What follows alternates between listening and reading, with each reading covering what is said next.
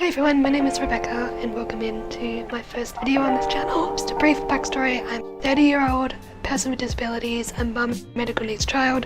I'm on Centrelink and this channel is, vlogging all of that and going through my experiences on this journey of life, and also finances, which is something I haven't really touched on. Being on Centrelink, I've really tried to look for like Australian budget planners, and I know of like Smiley Citrus, who's absolutely wonderful, love her content, but I don't see a lot of people like me who are on Centrelink and who are just trying to budget with a very, very low income. So I hope that this helps anybody else who's on Centrelink and who's wanting to budget and who doesn't really know what to do with their money or just doesn't know where their money goes. That's essentially what this channel is about, just like personal vlogging and life experience, but also a bit of financial guidance along with that. Now, just to preface, I'm not a financial advisor. I don't know anything really about finances. I'm just going off of my personal experience and what I use and how I use it. So without further ado, let's swap to the computer and let's get into the budget. Okay, here we are in July. I know we're in August now, but I just want to go through my income.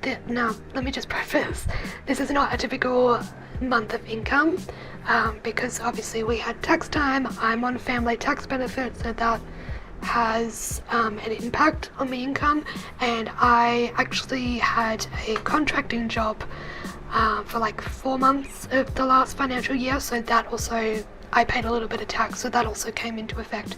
So, and also like I had loans and stuff like that. So anyway, Centrelink income, which is my sole income, is I'm on family tax A and B, I'm on partnered parenting payment, and I'm on rent assistance. Currently, at this point in time, that totals to $1,202.40. So that's about like a little under 2.5 for a month, which is not a lot.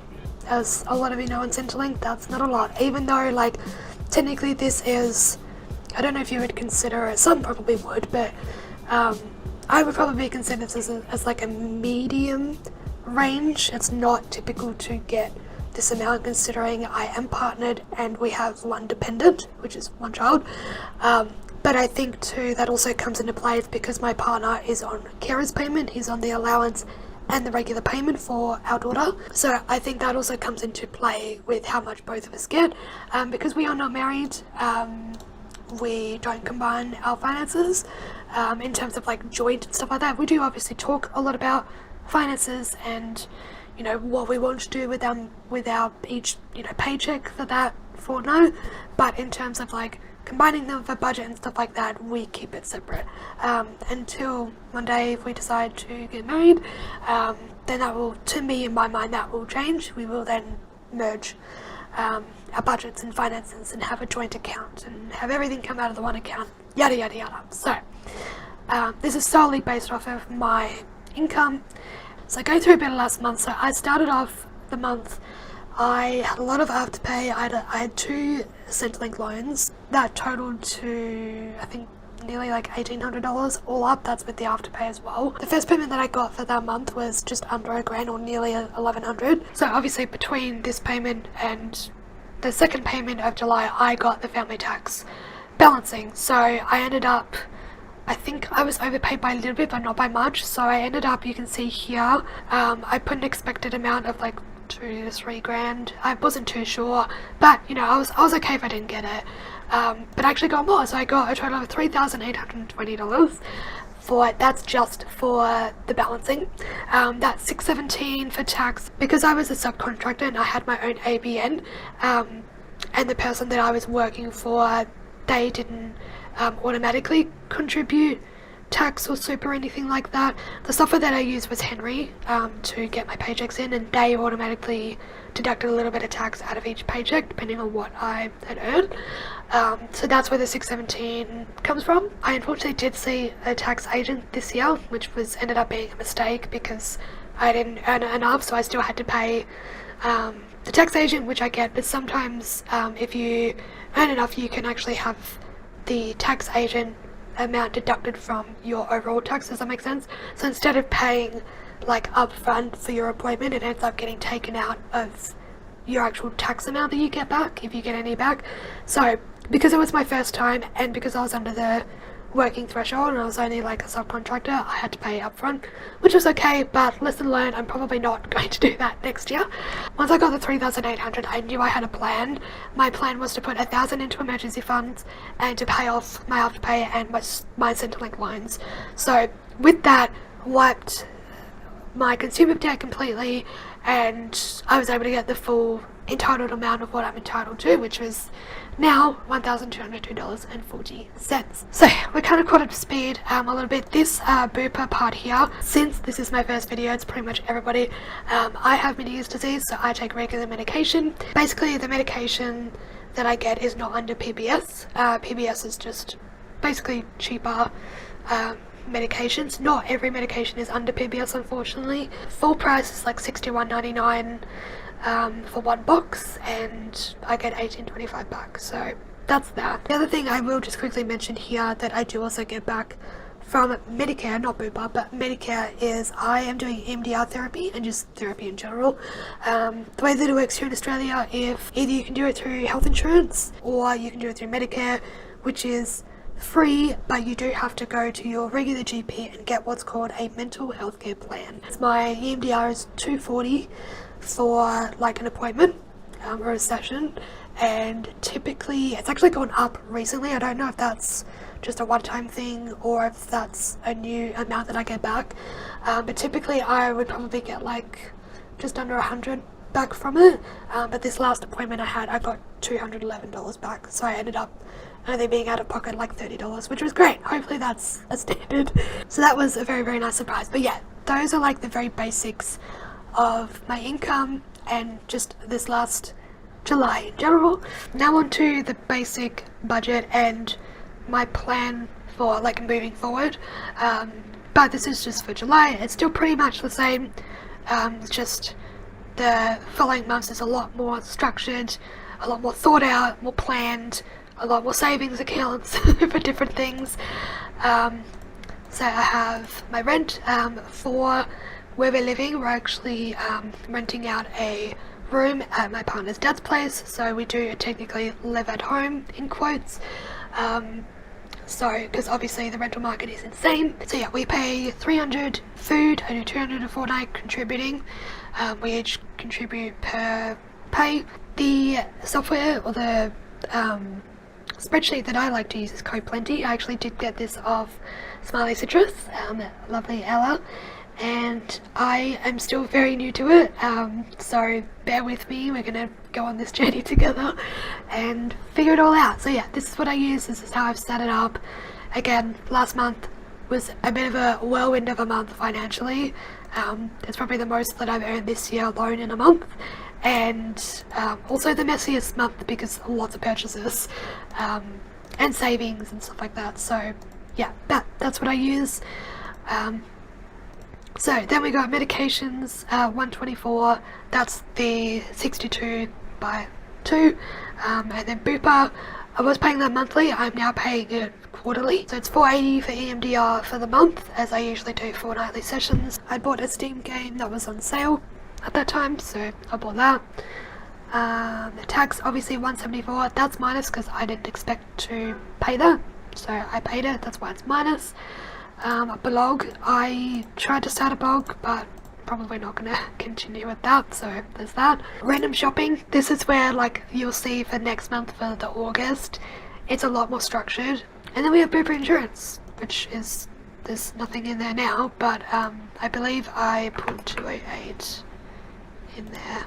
This is my savings area. It's a lot, but we will get there. So for emergency, I put 5k. So I've got $1,000 at the moment, so 4k to go. Christmas, I also put 1,000. That's for this Christmas and next Christmas. Just to have that there, I don't have to worry about it. Car funds, I don't have anything in there right now, but I hope to put at least $3,000 in there. That's just for any maintenance, repairs, and also the yearly rego. I pay my rego yearly, it's about $500 for my car, and because I am on Centrelink, I get a Centrelink discount for rego.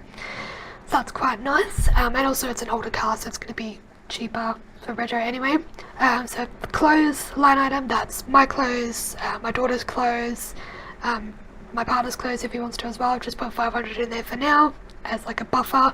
Again, I don't have anything in there yet, but I'm going to be saving up towards it.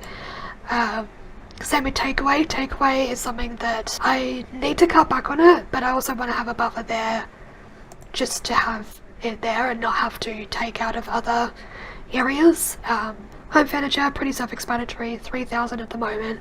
Again, nothing in there yet, but I'll be able to work up to that. Tattoo. So I do have a tattoo, and coming up at the end of this month in August, I am going to be getting it finished, finally. I don't have 700 in there at the moment. I had 200, but I had to use it for something. But I'll be able to reimburse that back this month anyway. So technically I still have 200 set aside, and then this pay coming I'm putting 500 in there, so that's $700 for that, so that's all saved and good. Monthly subs, like subscriptions and my phone bill, so my phone bill is like $35. I used to pay, I kid you not, I used to pay like $100 and something through Telstra. That was insane. And now I've switched to Amazon. I've been with them for I think most of this year actually, and I was paying $50, but I've now cut back to $35 because I realised I didn't use as much data like I used to. So yeah, I was able to cut back on that. And then the monthly subscriptions, Spotify and YouTube Premium, that's the family. So yeah, and then so the monthly subscriptions and phone savings, I automatically now transfer that in there, just so it's in there, it's already ready to go. A lot of like my budgeting now is a lot of auto transfers, and you know, I do it before payday, well and truly in advance, in case I need to adjust something if I've missed something, or if like there's a price change of something, you know, whatever. So those are my savings accounts at the moment. Now let's go into debt. Okay, now moving into my debts. So obviously last month I had more debts, now I don't. The only debts that I personally have in my name is my student loans. So I have a VSL loan or a VET loan.